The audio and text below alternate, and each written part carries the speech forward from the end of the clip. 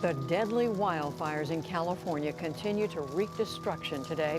Thousands of acres are burning in more than a dozen active fires across the state. A total of 31 people are known to have died, and more than 230 are still unaccounted for. Easy, easy, can't see. Just go easy now. Easy. Dad, the car is heating up. It's going to explode. Oh, Jesus, God, help us. Relax, slow it down. Okay, slow it down so we can see, Jess. Dad, what if a tree falls on us? Okay, slow it down. Please, God, help us. Please, God, help us. Good, you're doing good. Oh, my God. Dad, we can't get out. I'm getting out.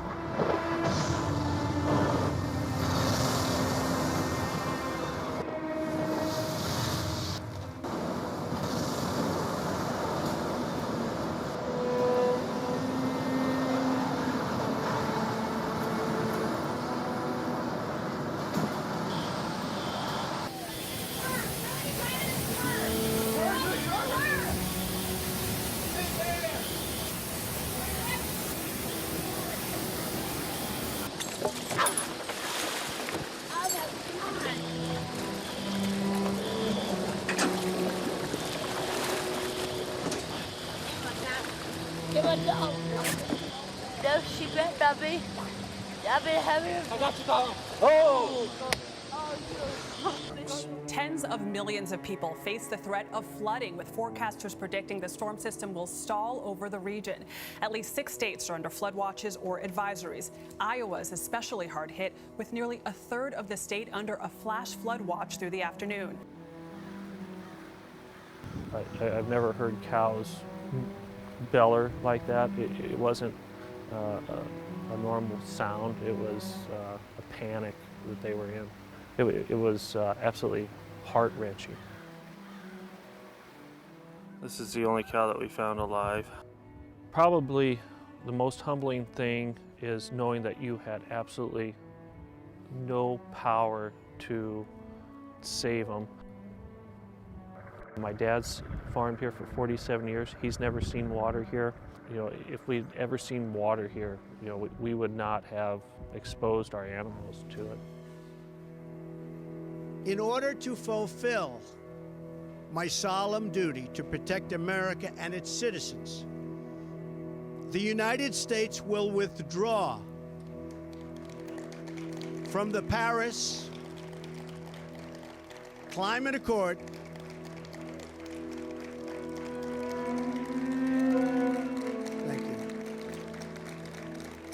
So we're getting out.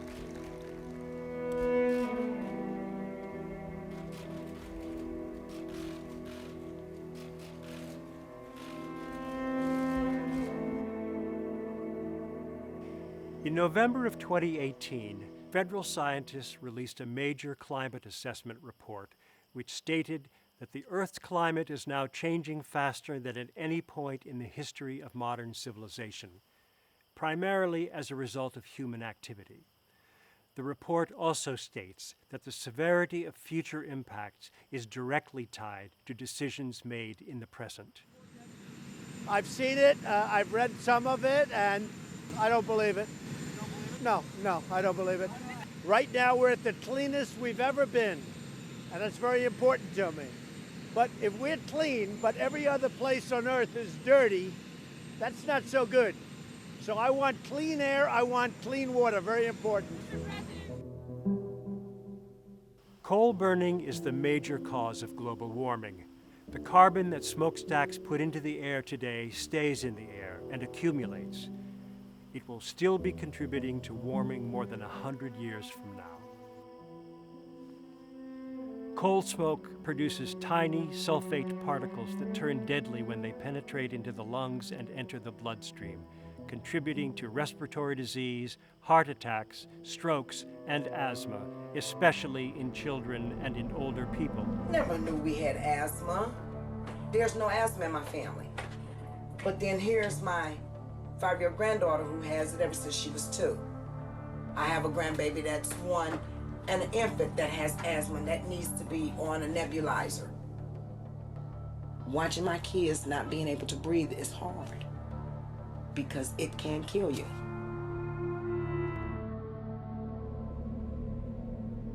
I have heard talk of that this is one of the most toxic areas in the country. When my friends come over to visit, even from out of state, they go, "What is that smell? Why is the sky different over on this side of the freeway as opposed to the other side of the freeway?"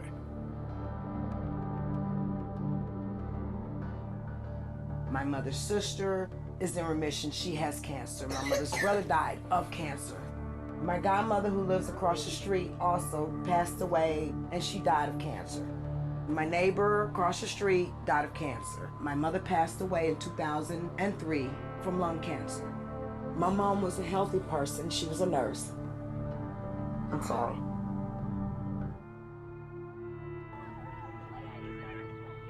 Over the past 3 decades, nationwide asthma rates have more than doubled. And climate change puts those Americans at greater risk of landing in the hospital. As one of America's governors has said, we're the first generation to feel the impact of climate change and the last generation that can do something about it. And that's why I committed the United States to leading the world on this challenge, because I believe there is such a thing as being too late. And today we're here to announce America's Clean Power Plan, a plan 2 years in the making, and the single most important step America has ever taken in the fight against global climate change.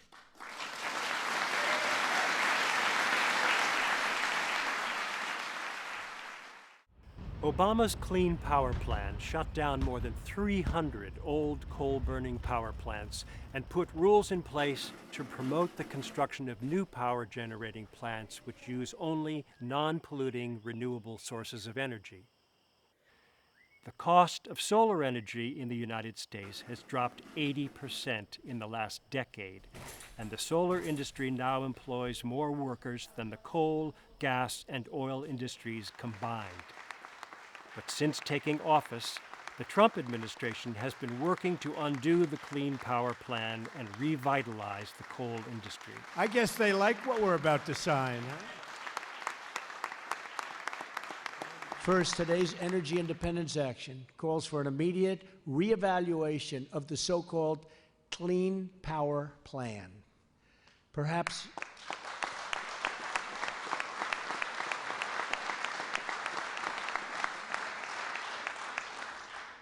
no single regulation threatens our miners, energy workers, and companies more than this crushing attack on American industry. Second, we are lifting the ban on federal leasing for coal production. Third, we are lifting job-killing restrictions on the production of oil, natural gas, clean coal, and shale energy. My administration is putting an end to the war on coal. We're going to have clean coal, really clean coal. Okay.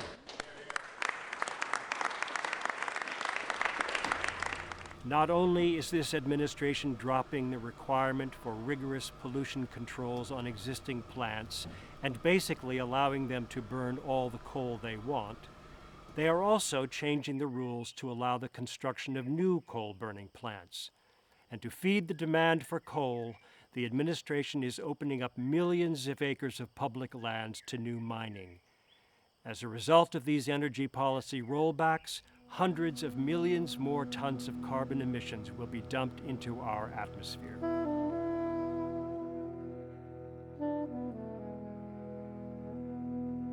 In 2012, in order to reduce overall tailpipe emissions, President Obama reached an agreement with the automobile industry to double fuel efficiency for cars and trucks by the year 2025.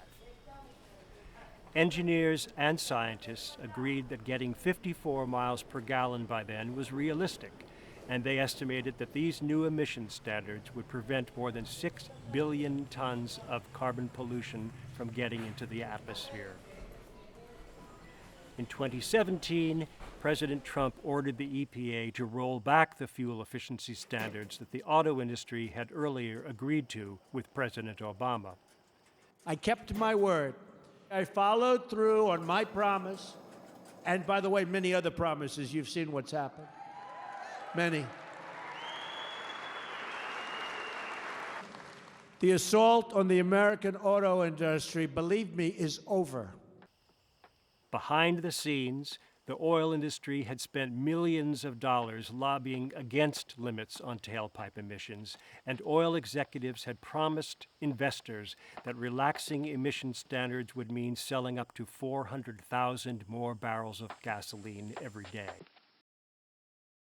Along with slowing the development of more fuel-efficient cars and making the American auto industry less competitive worldwide, analysts estimate that between now and 2035, these weaker rules will cause an extra 900 million metric tons of carbon dioxide to be dumped into the atmosphere.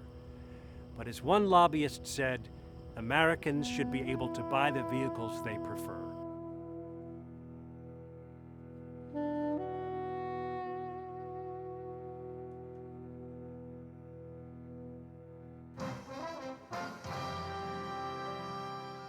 The Trump administration has taken its third major step to roll back the regulations that are meant to curb the greenhouse gases that cause global warming and climate change.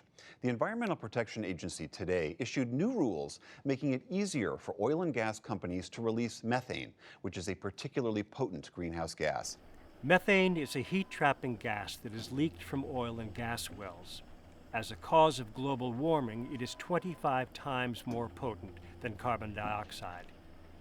Methane is invisible to the naked eye, but can be detected by infrared cameras. The U.S. oil and gas industry emits 13 million metric tons of methane each year, nearly 60% more than industry estimates, and enough to offset much of the climate benefits of burning natural gas instead of coal. But since the 2016 elections, industry lobbyists have persuaded the Trump administration to eliminate the Obama-era rules that curb and monitor the release of methane into the atmosphere.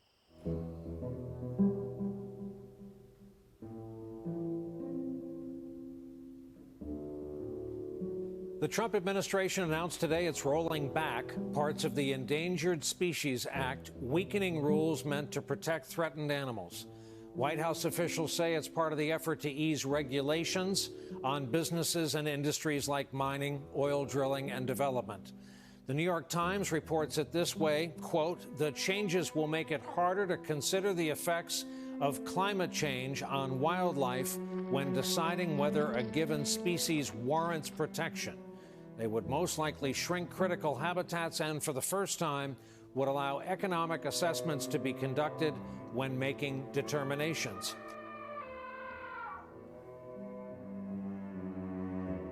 You look at the environmental impact statements, they're just nonsense, okay? Just total nonsense. There's a highway interstate not so far away. The road was a dead straight road, dead straight, so that if you had a rough night, you can go straight. Now it's a road that goes this way because of nesting, different things nesting.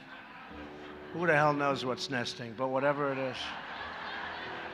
So the road ends up being twice as long and curving like hell, and unless you're 100% sharp, you're in deep trouble.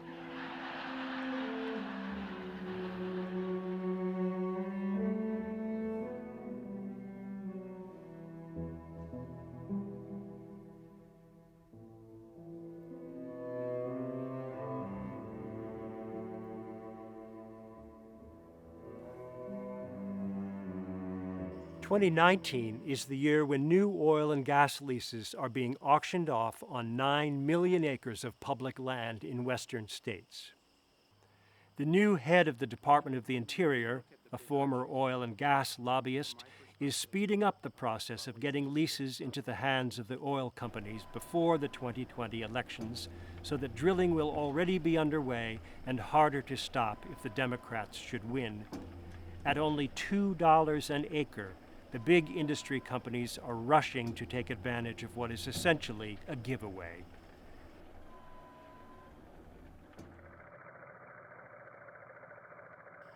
The chief executive of ExxonMobil announced plans in 2018 to invest more than $220 billion over the next 7 years to substantially increase their oil and gas production and thereby triple the company's profits by the year 2025.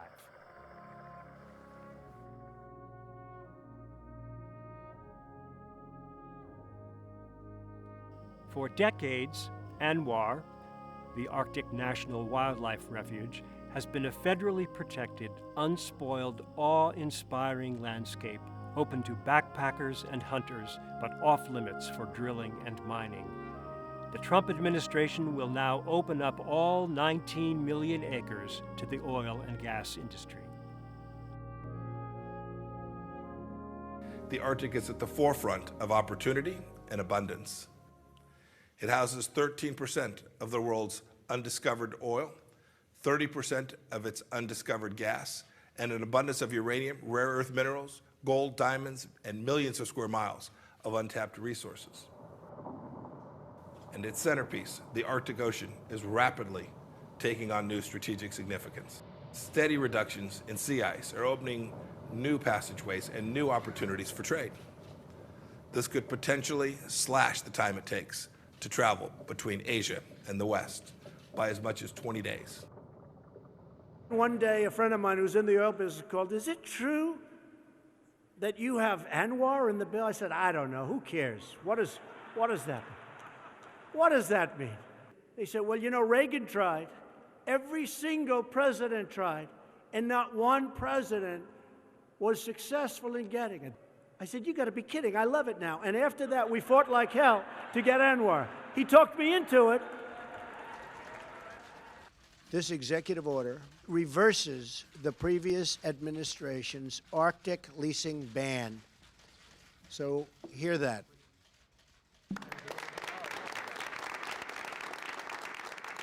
It's not surprising that the Trump administration is going after another set of climate change regulations. President Trump campaigned on this. He specifically campaigned on helping the oil and gas industry.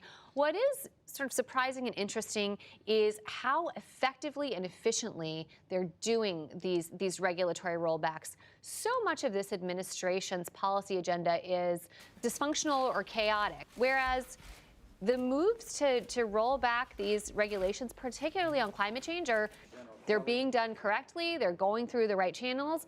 Quietly and under the radar, this piece of the policy agenda is chugging along and making a difference.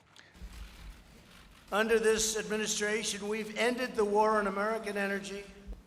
We've added more than 450 oil and gas rigs nationwide. We finally opened ANWR in Alaska. We approved the Keystone Pipeline. Keystone Pipeline. We got the Dakota Access Pipeline out of a lot of trouble. They had built it, but they had a little problem. They had a river, and they didn't have that permit. I gave it to them. Dakota Access Pipeline. Again, subject to terms and conditions to be negotiated by us. At the same time, we're strongly protecting the environment. We have to protect the environment. The United States has among the very cleanest air and water in the world. We are the best, and you want that, and I want that. I want clean air and beautiful, crystal clean water, right? We want that. People don't understand that about us. They don't understand that.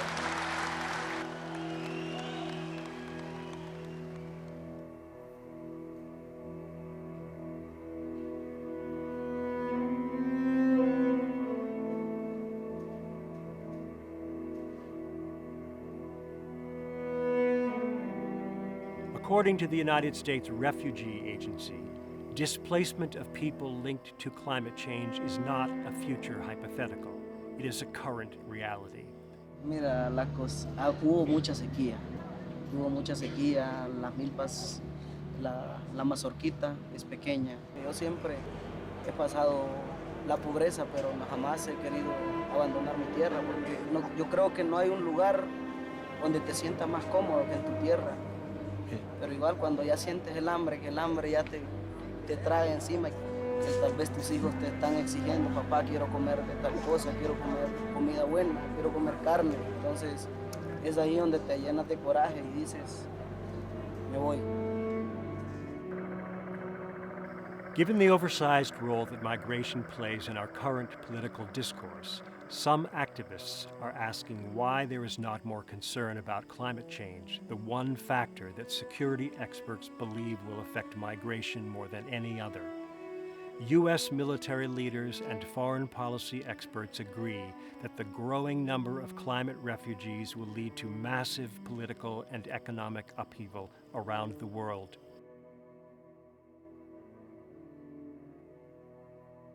Prior to the 2016 election, our government's policies for protecting our environment were based on the evidence of science. This is especially critical when it comes to climate change, the consequences of which we are already experiencing.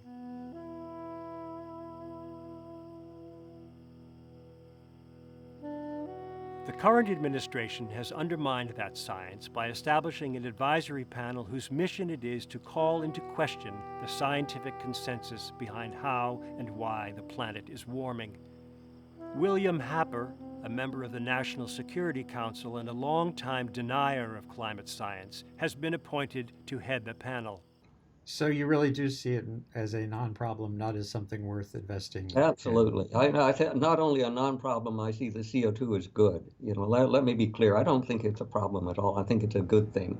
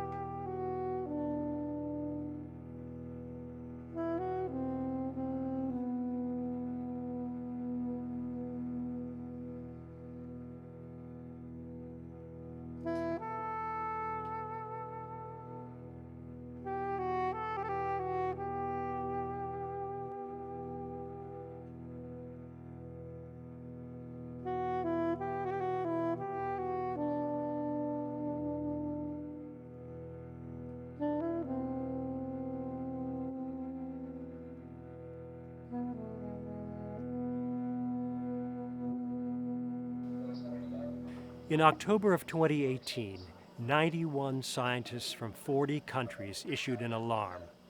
They said that if we do not reverse the trend now, and if the Earth's temperature increases more than 1.5 degrees above pre-industrial levels, the effects upon the world's climate will grow beyond our capacity to deal with them. We will soon pass the point of no return. The tipping point is the point at which we cross the peak of the hill, and we no longer need to keep pushing to keep the planet moving towards a much hotter place. It will just keep rolling onwards, all on its own. So far, we've only pushed up global temperatures by around 0.8 degrees centigrade.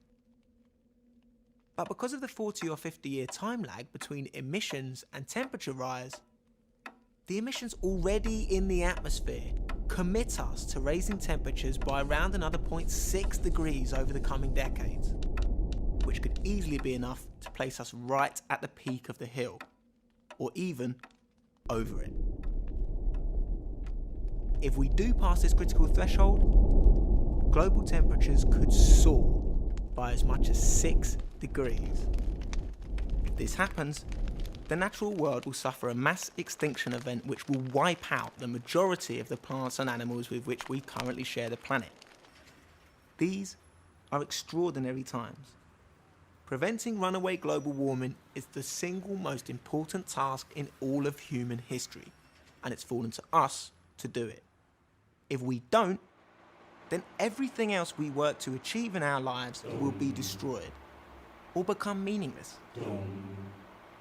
Those who came before us didn't know about this problem, and those who come after will be powerless to do anything about it. But for us, there's still time. We better get a move on though.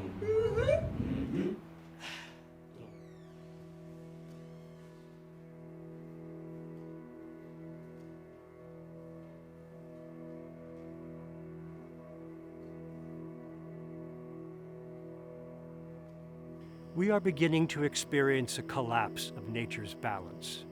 At the same time, we are seeing a breakdown in our world order. Is there anything that can be done to stop this headlong rush toward extinction? Some climate scientists think that we are already too late, but there are many who think we have one last chance. The UN scientists say that the world has just over a decade to get climate change under control. Our personal lifestyle choices do matter, and even more important, it matters that we elect leaders at all levels of government who understand the urgency of the climate crisis. But many may want to do more by joining a number of growing international movements that are saying no to systems that are killing us and yes to the new ways of living together on this earth. We shall be known by the company we keep, by the ones who circle round to tend these fires. We shall be known by the ones who sow and reap the seeds of change alive from deep within the earth. It is time now. It is time. We live in a strange world where children must sacrifice their education in order to protest against the destruction of their future. Where people who have contributed the least to this crisis are the ones who are going to be affected the most. Where politicians say it's too expensive to save the world, while spending trillions of euros subsidizing fossil fuels. We shall be known by the company we keep, by the ones who... We live in a strange world, where no one dares to look beyond our current political systems, even though it's clear that the answers we seek will not be found within the politics of today. We are now standing at a crossroads in history. We are failing, but we have not yet failed. There is still time to fix this. It's up to us. We live in a strange world, but it's the world that my generation has been handed. It's the only world we've got. Turning, we shall learn to lead in love. In this great turning, we shall learn to lead in love. We shall be known by the company we keep, by the ones who circle round to tend these fires. We shall be known by the ones who sow and reap the seeds of change alive from deep within the earth. It is time now. It is time now that we thrive. It is time we lead ourselves into the well. It is time now, and what a time to be alive. In this great turning, we shall learn to lead in love. In this great turning, we shall learn to lead in love. In this great turning, we shall learn to lead in love. In this great turning, we shall learn to lead